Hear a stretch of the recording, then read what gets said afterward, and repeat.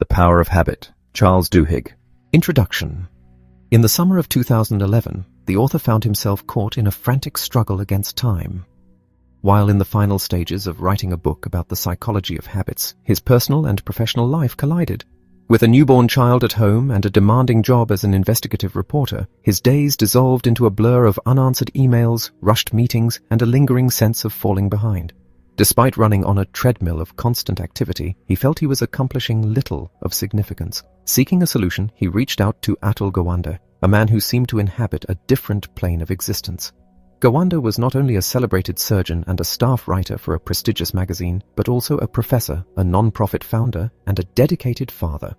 To the outside observer, he appeared to have unlocked the secret to limitless capacity. When asked for a meeting to discuss his methods, however, Gawande politely declined, citing his overwhelming schedule. It was only later that the author learned the specific nature of these commitments. Gawande was not buried under work, but was attending a rock concert with his children and taking a short vacation with his wife. This revelation sparked a realization. There were individuals who had mastered the art of productivity not by sacrificing their personal lives, but by fundamentally managing their energy and focus differently. Productivity, as defined here, is not merely about checking items off a to-do list or spending longer hours at a desk. It is the process of learning how to succeed with less stress and struggle. It is the attempt to figure out the best uses of intellect and time to seize the most meaningful rewards with the least wasted effort. This book is the result of an investigation into that very concept. It draws upon interviews with neurologists, business leaders, FBI agents, and creative minds at companies like Disney and Google to understand why some entities are vastly more efficient than others. The central argument is that productivity is not a virtue of character or the result of sweating harder. Rather, it is a product of making specific choices in specific ways. The investigation reveals that a small number of key concepts, ranging from how we generate motivation to how we frame decisions and set goals, can transform the merely busy into the genuinely productive. By understanding the science behind these mental processes, it becomes possible to navigate a world of rapid change and constant distraction. The objective is to recognize the choices that fuel true efficiency, allowing one to become smarter, faster, and better at everything they do. Chapter 2. Teams. Julia Rozovsky, a 25-year-old student at the Yale School of Management, found herself navigating two very different social dynamics. She was assigned to a study group carefully engineered by the university to foster diversity and collaboration. The members were intelligent and professionally accomplished, yet their gatherings were fraught with tension. Jockeying for leadership was constant, and a competitive undercurrent turned every meeting into a source of stress. Members would critique ideas aggressively or vie for control, leaving Rozovsky feeling guarded and needing to prove her worth constantly. The group, on paper, had all the ingredients for success, but in practice, it was draining. In contrast, Rozovsky joined a different team for a case competition, a high-stakes contest where students proposed business solutions. This group was a ragtag collection of individuals from various backgrounds, an army officer, a researcher, a non-profit director. Unlike her study group, this team clicked immediately. They brainstormed wild ideas without fear of ridicule, laughed at their own suggestions, and supported one another implicitly. They eventually proposed a micro-gym concept that won the competition. The difference between the two experiences was stark. One team was a collection of wary individuals, while the other was a cohesive unit where Rozovsky felt energized and safe. After graduation, Rozovsky joined Google's People Analytics division, a department dedicated to using data to optimize every aspect of employee life. She became a researcher on Project Aristotle, a massive initiative designed to answer a critical question: what makes the perfect team? The company had previously spent millions analyzing individual managers, but they realized that most work was done in groups. They wanted to find the formula for the ultimate team composition. The researchers analyzed 180 teams from all over the company. They looked at every conceivable variable: the ratio of introverts to extroverts, the educational backgrounds of members, whether teammates were friends outside of work, and even their hobbies. They searched for patterns that correlated with high performance. They hypothesized that perhaps the best teams were made up of people with similar interests, or maybe they required a specific mix of personality types. After crunching the data, however, they found absolutely nothing. There was no evidence that the who of a team mattered. Some successful groups were composed of strangers, others were best friends. Some had strong hierarchies, others were flat. The composition of the team offered no predictive power regarding its success. The researchers were baffled. The data defied the conventional wisdom that assembling the smartest people would automatically result in the best performance. The team then turned their attention to group norms, the unwritten rules and behavioral standards that govern how a group functions. They realized that every team develops a specific culture over time. In some groups, it might be acceptable to interrupt one another. In others, turn-taking is strictly enforced. The researchers began coding the teams based on these norms, and suddenly, patterns emerged. The most successful teams shared specific cultural traits, but the results were nuanced. To understand these nuances, the narrative turns to the work of Amy Edmondson, a PhD student at Harvard in the early 1990s. Edmondson studied medical teams in hospitals to see if better teamwork led to fewer medical errors. When she analyzed the data, she found a confusing correlation. The teams with the highest cohesion ratings reported the most errors. It seemed impossible that good teams would be more dangerous than bad ones. Upon closer inspection, Edmondson realized that the data was misleading. The better teams weren't making more mistakes, they were simply more willing to report them. In the lower-performing teams, nurses were terrified of being punished or humiliated, so they hid their errors. In the high-performing teams, the culture encouraged openness. Nurses felt safe admitting when they messed up, which allowed the team to learn and improve. Edmondson coined a term for this phenomenon: psychological safety. She defined it as a shared belief that the team is safe for interpersonal risk-taking. In these groups, members confident that no one would embarrass or reject them for speaking up. This concept of psychological safety explained the paradox of Rozovsky's two teams at Yale. Her stressful study group lacked psychological safety. Members were busy posturing and protecting themselves. Her case competition team, however, was rich in it. They could suggest dumb ideas without fear of judgment. The history of Saturday Night Live offers a vivid example of this dynamic in a creative setting. The show's creator, Lorne Michaels, assembled a team of volatile, ego-driven comedians and writers who often disliked one another. The atmosphere was chaotic, filled with drugs, affairs, and intense rivalries. Yet, despite the infighting, the team was incredibly productive. The secret was a specific type of psychological safety that Michaels cultivated. Within the writer's room, every person had a voice.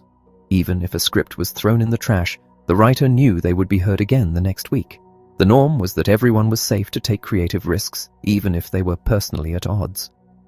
Further research from MIT and Carnegie Mellon solidified the scientific basis for these observations. Scientists tried to measure collective intelligence, a team IQ that is distinct from the individual IQs of its members. They found that putting 10 smart people in a room didn't necessarily yield a smart team. The most intelligent groups shared two distinct behaviors. First, they exhibited equality in conversational turn-taking. Over the course of a day, everyone spoke roughly the same amount. If one person dominated, the team's collective intelligence dropped. Second, the successful teams scored high on social sensitivity. They were skilled at reading facial expressions and tone of voice. They knew when a teammate was upset or disengaged. Project Aristotle eventually presented these findings to Google's leadership. The data proved that the who didn't matter. You could take a group of average performers, and if they interacted the right way, they would outperform a team of superstars who failed to gel. The 5 key norms for success were identified, with psychological safety being by far the most critical. It was the foundation upon which everything else, dependability, structure, meaning, and impact, was built. The chapter concludes by emphasizing that psychological safety is not about being nice or lowering standards. It is about creating an environment where people feel their voice is heard and their contribution matters. When leaders model listening, admit their own fallibility, and ensure that everyone has a turn to speak, they unlock the collective potential of the group, allowing individuals to stop protecting themselves and start doing their best work. Chapter 3. Focus, Cognitive Tunneling, Air France Flight 447 and the Power of Mental Models. The wreckage of Air France Flight 447, discovered at the bottom of the Atlantic Ocean 2 years after it vanished, told a haunting story. The passengers appeared to have had no warning of their fate. Oxygen masks remained stowed and seatbelts were unfastened. The plane, a sophisticated Airbus A330, designed to be a paragon of automated safety, had not suffered from engine failure or terrorism. Instead, the tragedy was the result of a catastrophic failure of attention.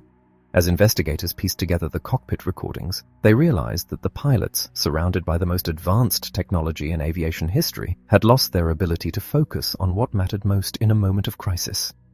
The flight began as a routine journey from Rio de Janeiro to Paris.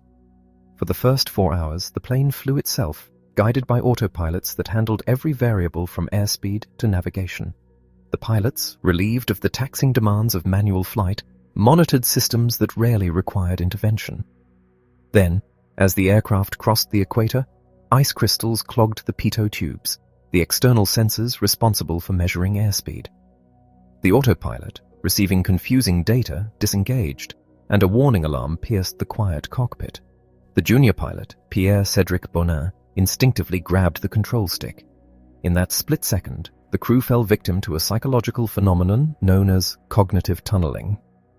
Cognitive tunneling occurs when the brain, startled by a sudden transition from relaxed automation to high-stress demand, narrows its focus like a spotlight.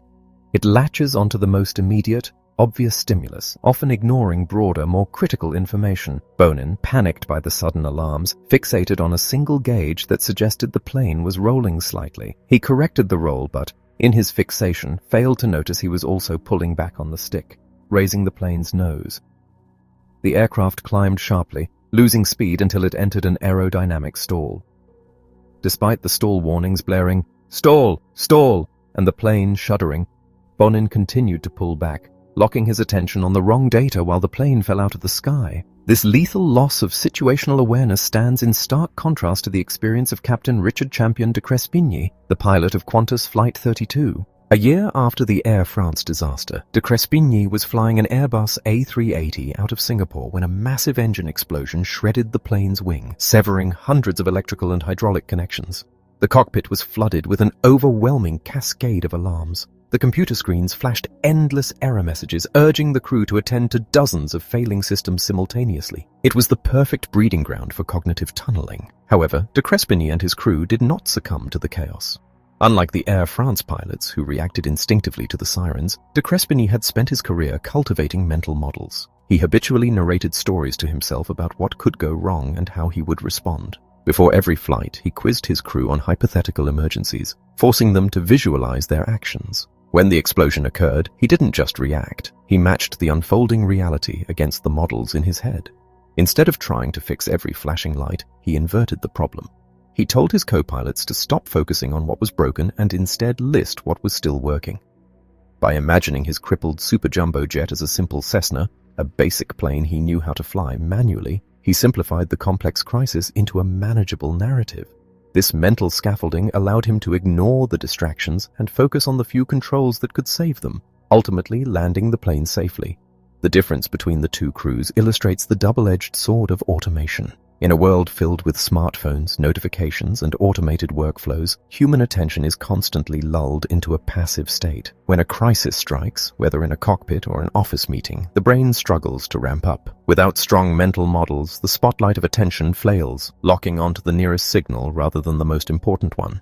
The Air France pilots, lacking a narrative to explain their situation, chased the wrong indicators all the way to the ocean. De Crespigny, armed with a robust mental story, was able to direct his attention deliberately, turning a potential disaster into a triumph of human focus. To resist information overload and cognitive tunneling, productivity requires more than just reaction. It demands active forecasting.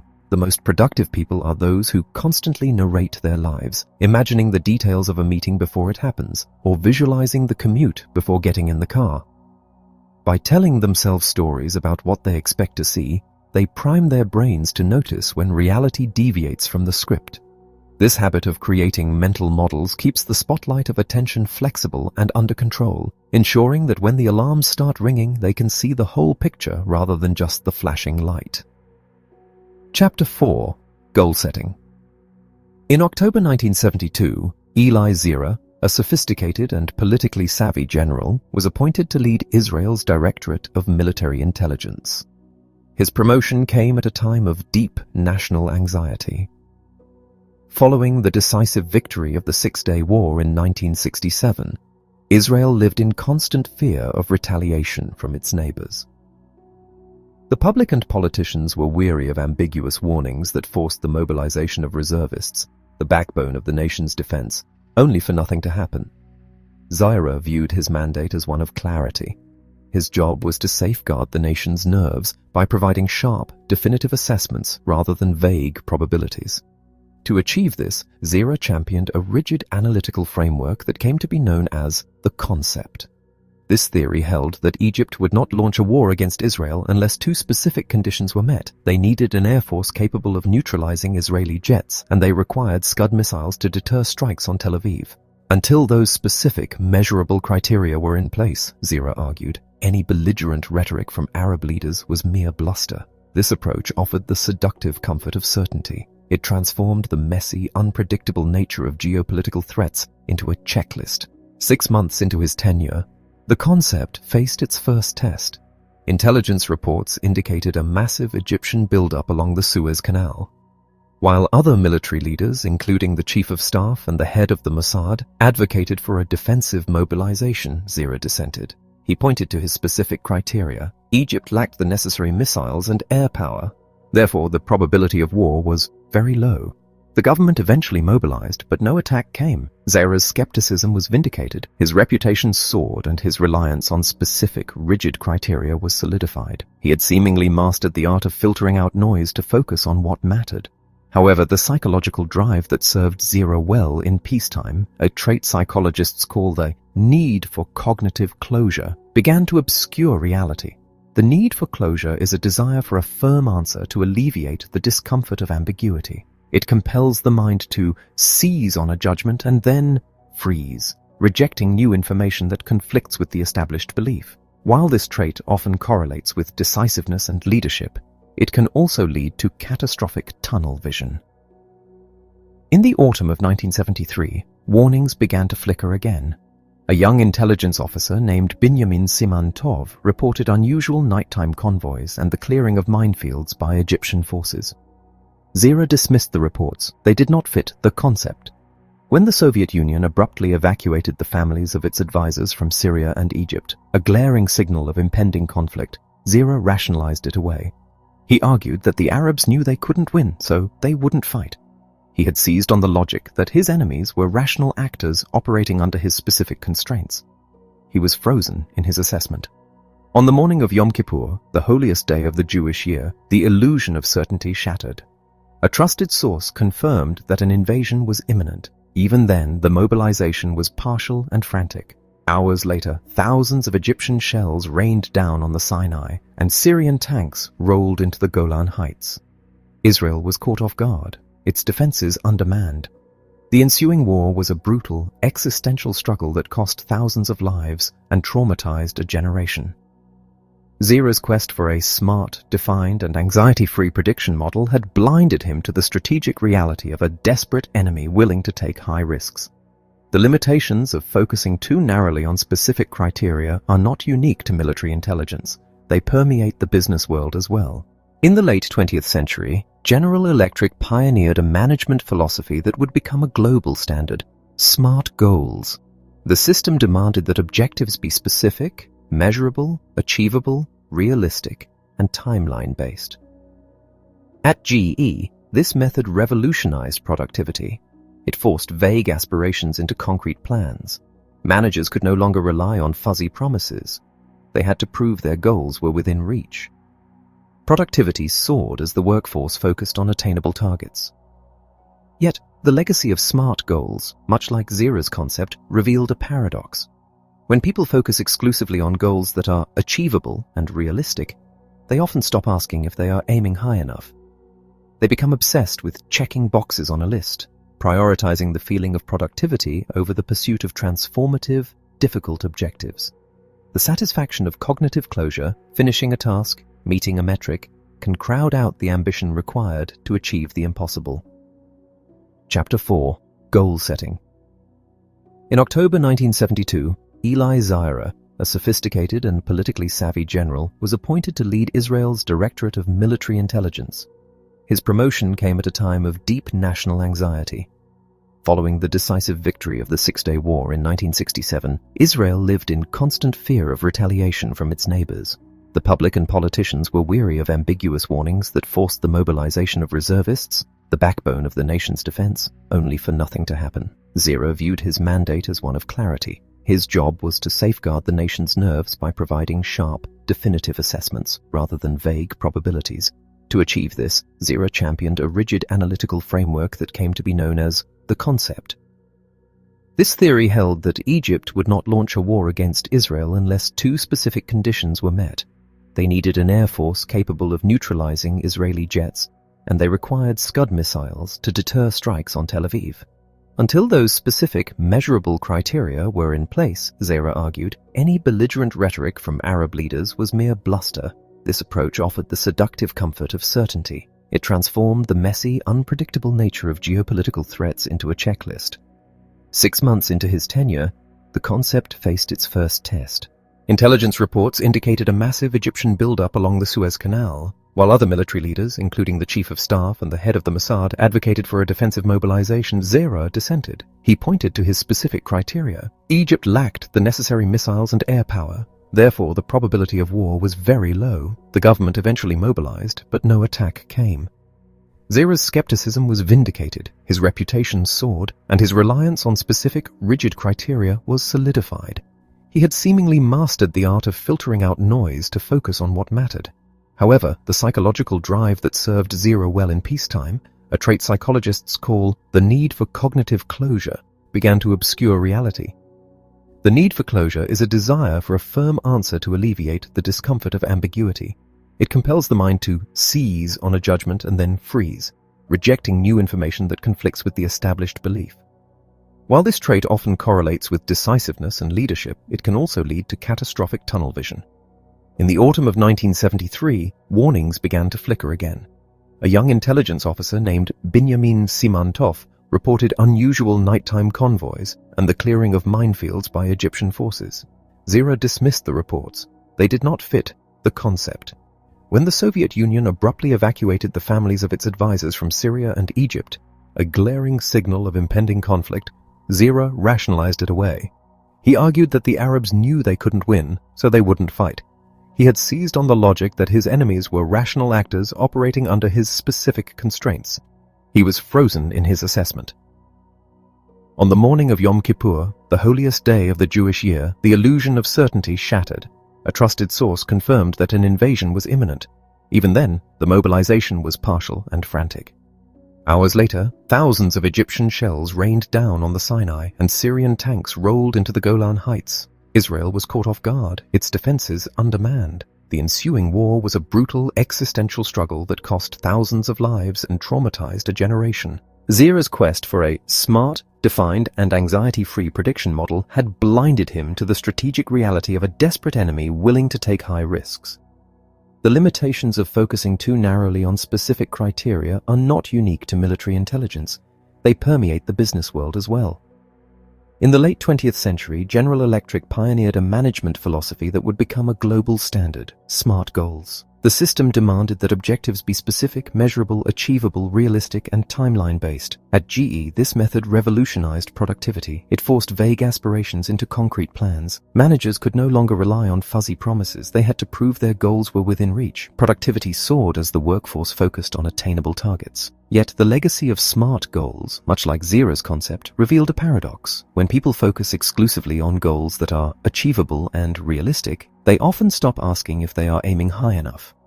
They become obsessed with checking boxes on a list, prioritizing the feeling of productivity over the pursuit of transformative, difficult objectives. The satisfaction of cognitive closure, finishing a task, meeting a metric, can crowd out the ambition required to achieve the impossible. This dynamic became painfully clear at General Electric in the late 1980s, particularly within a nuclear equipment division in North Carolina. The plant was dutifully creating SMART goals for everything, yet its performance was lagging. A team of internal consultants discovered that the goals were perfectly constructed but laughably trivial. One manager's primary objective for the quarter was to build a fence to keep protesters away, a task that was specific and achievable, but did nothing to address the core business issues. The plant's employees had become masters of defining success down, creating targets they knew they could hit to ensure their bonuses and positive reviews. The system designed to drive excellence was instead incentivizing mediocrity. To counter this, GE's CEO, Jack Welch, introduced a radical new concept, the stretch goal. A stretch goal is an objective so ambitious that it seems impossible at first glance. It defies current capabilities and forces people to abandon their old ways of working. Welch challenged the struggling aircraft engine division to reduce defects by 25%, not over a year, but in a month. The managers initially panicked, arguing that such a target was ludicrous, but faced with no alternative, they stopped trying to optimize their existing systems and began to completely reimagine them. They had to break the rules, cut bureaucracy, and collaborate in unprecedented ways. They didn't hit the full 25% reduction immediately, but the improvements they achieved were far beyond what anyone thought possible. The lesson was that productivity requires a dual approach. We need stretch goals to spark ambition and force us to dream big, preventing us from settling for the easy path. But stretch goals alone can be crushing. Without a plan, they lead to panic and demoralization. That is where SMART goals return to the picture. The most effective people and organizations use stretch goals to set the destination, the impossible vision, and then use SMART goals to build the ladder to get there. They break the massive, terrifying objective into small, specific, manageable steps. This combination of audacious ambition and methodical execution is illustrated by the transformation of Japan's railway system. In the 1950s, railway engineers were given a seemingly impossible mandate: build a train that could travel between Tokyo and Osaka at speeds never before achieved, on terrain that was mountainous and difficult. If they had focused only on what was realistic, they would have made minor tweaks to existing engines. Instead, forced to chase a stretch goal, they reinvented the entire concept of a train. They redesigned the tracks, the wheels, and the tunnels. The result was the Shinkansen, the bullet train, which revolutionized global transportation. The chapter concludes by arguing that to be truly productive, one must navigate the tension between the need for closure and the need for ambition. We must be willing to freeze on a specific plan to get things done, but we must also remain open enough to seize on new, difficult challenges. By marrying the discipline of the checklist with the daring of the stretch goal, we can avoid the blindness of Eli Zira and achieve the breakthroughs of the bullet train. Chapter 5. Managing Others. On a sunny Saturday morning in North Carolina, Frank Jansen opened his front door to find a woman with a clipboard and two men standing on his porch. Before he could ask what they wanted, the men forced their way inside, pistol-whipped him, and shocked him with a stun gun. They dragged him into a waiting car and sped away. Jansen, a 63-year-old security consultant, had been targeted not for anything he had done, but because of his daughter. She was a prosecutor who had successfully convicted a high-ranking Bloods gang member named Kelvin Melton. From his prison cell, Melton had orchestrated the kidnapping using a smuggled cell phone, demanding the return of his things and threatening to torture and kill Jansen if his demands were not met. The FBI took charge of the investigation, but they were immediately confronted with a chaotic flood of data. There were burner phones bought with cash, ambiguous text messages referring to Jefe and Frano, and a sprawling network of potential suspects. In the past, the Bureau might have struggled to connect these dots in time. For years, the FBI had been plagued by antiquated information systems. Agents often kept notes on index cards, and millions of dollars had been wasted on failed software projects that crashed constantly. However, just 2 years prior to the kidnapping, the FBI had finally launched a successful system called Sentinel. This new tool was built not by traditional bureaucratic mandates, but by adopting a philosophy that had revolutionized the manufacturing world decades earlier: lean and agile thinking. To understand this shift, the narrative takes us back to the early 1980s and the General Motors assembly plant in Fremont, California. At the time, Fremont was notorious for being the worst auto factory in the world. The workforce was at war with management.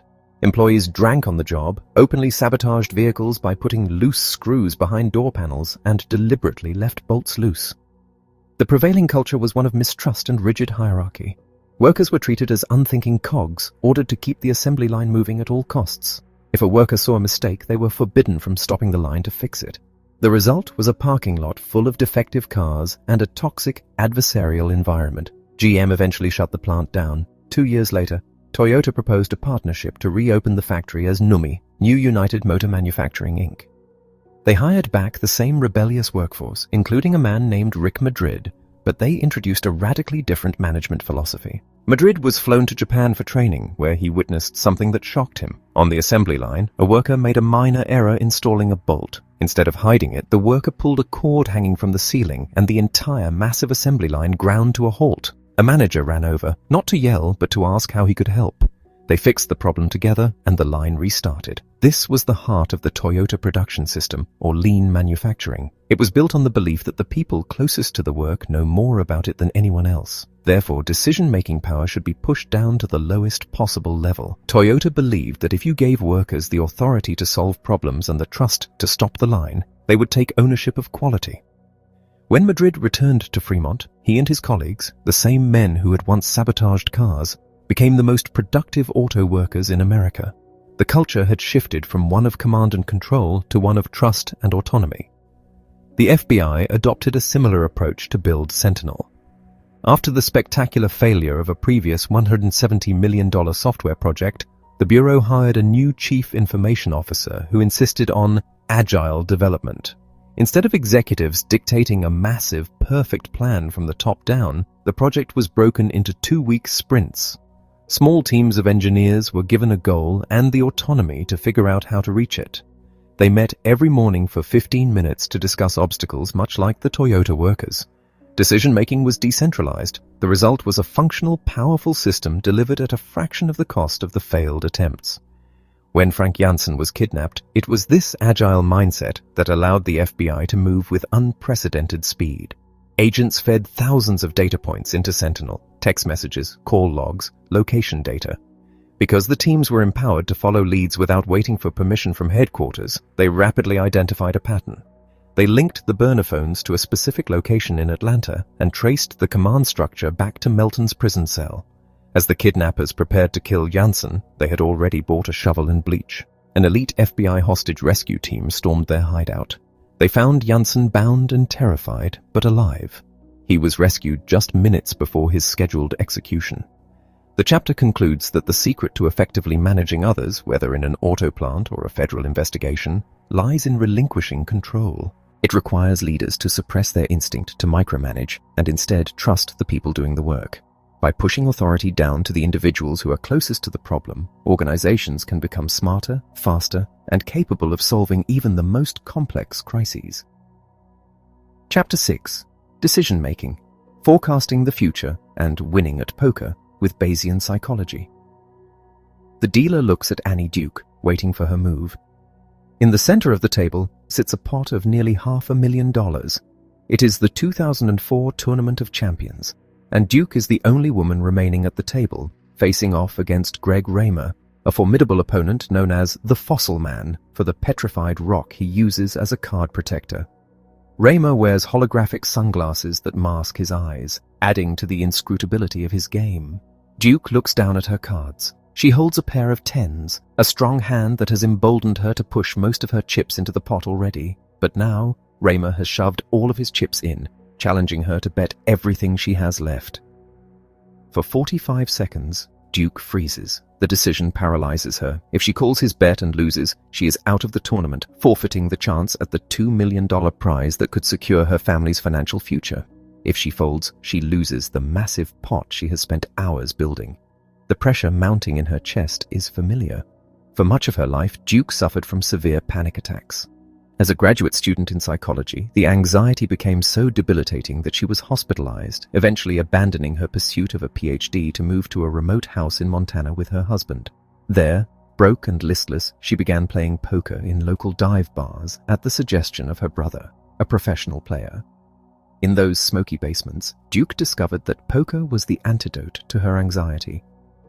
Unlike real life, where uncertainties about relationships or careers could induce spiraling panic, poker was a closed system of mathematics and logic. It offered a way to impose order on chaos. She learned that elite players do not rely on certainty, they rely on forecasting. They view every bet as a question asked of their opponents, and every check or raise as an answer that provides new data. By treating the game as a series of probabilities rather than a test of luck, she could predict the future, not perfectly, but accurately enough to win. Back at the tournament table, Duke forces herself to analyze the situation through this lens of probability. She considers Raymer's behavior. Throughout the game, he has played rationally, never risking his stack without a dominant hand. Her pair of tens is strong, but Raymer's aggressive all-in move suggests he holds something stronger, likely a pair of kings or aces. The mathematical model in her head, built on thousands of hands and careful observation, screams that her probability of winning has plummeted. Despite the emotional urge to defend her earlier bets, she folds. Raymer rakes in the pot. Later, he confirms her calculation. He was holding 2 kings. Duke had made the correct decision, not because she knew for sure, but because she had accurately forecasted the odds. This kind of thinking is known as Bayesian psychology, named after the 18th century statistician Thomas Bayes. At its core, it is a method of predicting the future by constantly updating one's assumptions as new information becomes available. In the messy reality of life, we often treat our beliefs as static facts. We decide a job is good or a relationship is bad, and filter out evidence to the contrary. Bayesian thinking demands the opposite. It requires holding multiple, often conflicting possibilities in one's mind simultaneously, estimating that there is perhaps a 60% chance an opponent is bluffing, but a 40% chance he is not, and then adjusting those percentages minute by minute as the opponent twitches, bets, or speaks. The ability to think probabilistically is what separates successful decision-makers from those who get overwhelmed by uncertainty. Most people crave absolute answers. We want to know for certain if a marriage will last or if a stock will rise. When the future is hazy, we often freeze or make impulsive choices just to end the discomfort of not knowing. However, productivity in decision-making comes from accepting that certainty is impossible. Instead of seeking a guarantee, the most effective people learn to live with doubt. They survey the landscape of possibilities, assign a rough probability to each outcome, and then make the best bet they can based on the data they have. This approach was vividly illustrated by a government-sponsored competition designed to improve intelligence forecasting. In 2011, US intelligence agencies, stinging from failures to predict events like the collapse of the Soviet Union or the presence of WMDs in Iraq, funded a massive study to see if ordinary people could be trained to predict geopolitical events better than professional analysts. Thousands of participants were asked to answer questions about the future. Would Greece leave the Eurozone? Would North Korea launch a missile? While most people performed no better than chance, a small group of super forecasters emerged who predicted global events with astonishing accuracy. These individuals weren't experts in international relations, nor did they have access to classified information. They were pharmacists, retirees, and engineers who shared a specific cognitive habit. They treated their beliefs as temporary hypotheses. When asked to make a prediction, they didn't go with their gut. They established a base rate, a statistical starting point, and then adjusted it slightly as they gathered news. Crucially, they were willing to admit when they were wrong. If a super forecaster predicted a 70% chance of an event and it didn't happen, they didn't make excuses. They analyzed the failure, recalibrated their mental models, and updated their future predictions. Annie Duke exemplifies this mindset. At the poker table, a lost hand is not a failure of character, it is merely a data point. When she folded against Raymer, she didn't know the outcome for sure, but she was comfortable with the uncertainty because she had trusted her process. By embracing the fact that she could never be 100% certain, she freed herself from the paralysis of anxiety. She accepted that she could only control her decisions, not the cards. Ultimately, the chapter argues that we can all become better decision-makers by adopting this probabilistic worldview. We must stop trying to be right all the time, and instead try to be less wrong over time. By viewing our choices not as final verdicts but as bets on a probabilistic future, we can navigate the unknown with the same cool-headed focus that allowed Duke to fold a pair of tens and live to play another hand. Chapter 7. Innovation.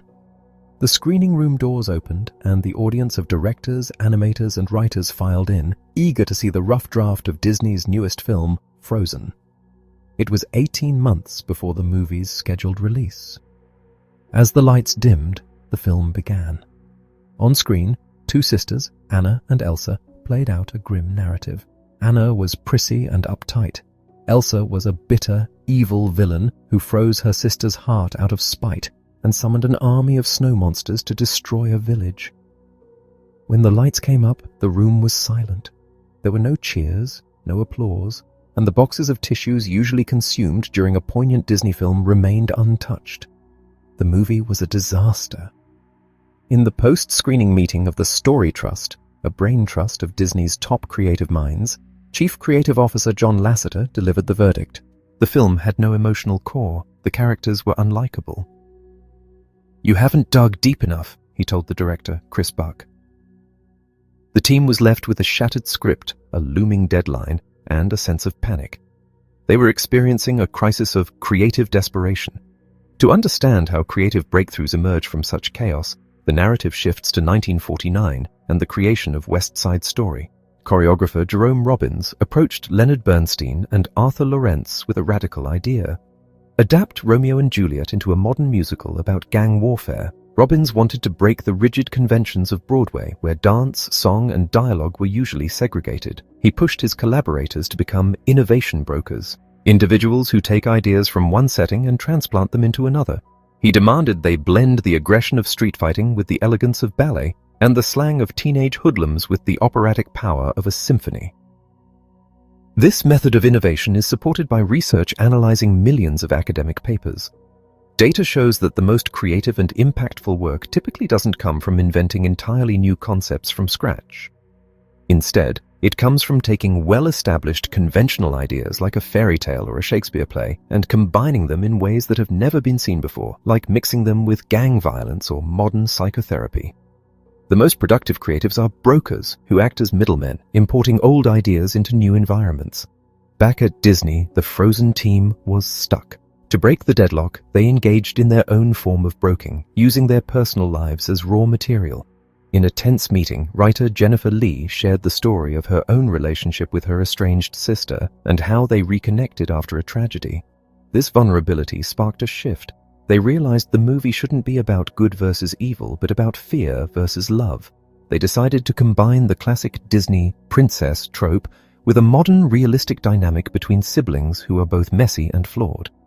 The true turning point came from the film's songwriters, Bobby Lopez and Kristen Anderson Lopez. Walking through a park in Brooklyn, anxious about the project, they engaged in a role-playing exercise. Kristen asked, "What would it feel like if you were Elsa?" She channeled her own frustrations as a working mother constantly judged for not being perfect. She began to sing about letting go of those expectations. The result was the song Let It Go. When the team heard the demo, the entire movie pivoted. Elsa was no longer a villain, she was a scared young woman trying to protect others from her power. The song became the anchor that allowed the team to broker a new kind of fairy tale. One where the act of true love that saves the day isn't a prince's kiss, but a sacrifice between sisters. The chapter concludes that innovation is not a lightning bolt of genius. It is a process of import-export. It flourishes when we are pushed by desperation to look inside our own experiences and combine familiar elements, old emotions, classic stories, conventional ideas, into something fresh and unexpected. By managing the tension of the creative process and refusing to settle for the cliché, the team transformed a disjointed mess into a modern classic. Chapter 8. Absorbing data. In the early 2000s, the Cincinnati public school system was in a state of crisis. The district was failing by almost every metric. Graduation rates were plummeting, test scores were abysmal, and the schools were segregated and underfunded. In a desperate bid for improvement, the administration launched the Elementary Initiative. This ambitious plan involved a massive overhaul of the curriculum and, most significantly, a relentless focus on data. Schools were flooded with numbers. Teachers received binders thick with spreadsheets detailing every student's performance, attendance, and standardized test scores. The logic was simple. If teachers had enough information, they would know exactly which students were struggling and how to help them. However, despite the deluge of data, nothing changed. The teachers, already overworked and stressed, found the spreadsheets overwhelming. The numbers were just static figures on a page, disconnected from the chaotic reality of their classrooms. They would glance at the reports, see a sea of red ink, and feel paralyzed rather than empowered. The information was there, but it wasn't transforming into knowledge. It was a classic case of information blindness. The sheer volume of data obscured the insights it was meant to reveal. The turning point came not from a new software program or a more complex algorithm, but from a deceptively simple manual process. The district introduced data rooms. Instead of receiving printed reports, teachers were required to write each student's test scores on index cards by hand. They then gathered in a room and physically pinned these cards to a wall, arranging them by proficiency level. This exercise seemed inefficient and antiquated in the digital age. Why write out numbers that a computer could print in seconds? The answer lies in a cognitive concept known as disfluency. When information is made easy to consume, like a neatly formatted spreadsheet, the brain processes it passively. We scan it, feel like we understand it, and immediately forget it. But when the information is disfluent or harder to process, the brain is forced to work. By manually writing out the scores, the teachers had to physically engage with the data. They couldn't just skim. They had to translate the abstract numbers into concrete actions. As they moved the cards around the wall, they started to see patterns they had missed before. They noticed that a specific student struggled only in math on Tuesdays, or that an entire class failed a specific concept because of how it was taught. The data ceased to be a judgment and became a narrative. This principle extends beyond education into personal productivity and decision-making. We live in an era where we are constantly bombarded with information. We have access to infinite metrics, articles, and reports, yet we often feel less informed. The most productive people and organizations are those who build systems to force interaction with the data. They don't just consume information, they manipulate it. They take notes by hand rather than typing, because the slower process of handwriting forces the brain to synthesize and summarize the material. They run experiments to test their assumptions rather than passively accepting statistics.